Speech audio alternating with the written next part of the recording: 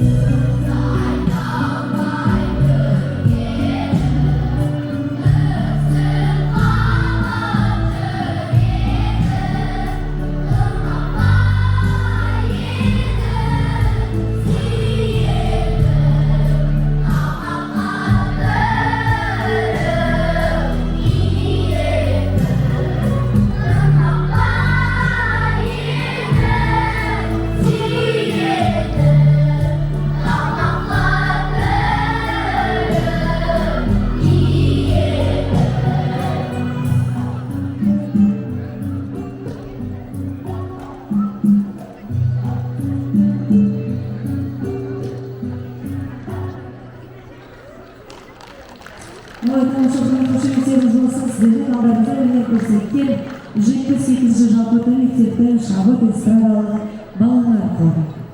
Шымкент қаласы Сағадат Нұрмағамбетов атындағы 78-ші мектептің оқушылары шабыт эстрадалық балалар хоры гран-примен марапатталады.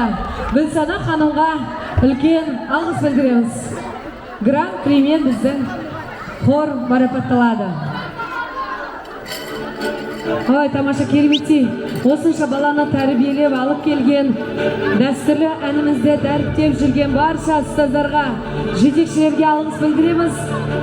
Оқушыларымыздың қанаттары талмасын, тек биіктерден көрінсін, тек жүлдеден қайтсын.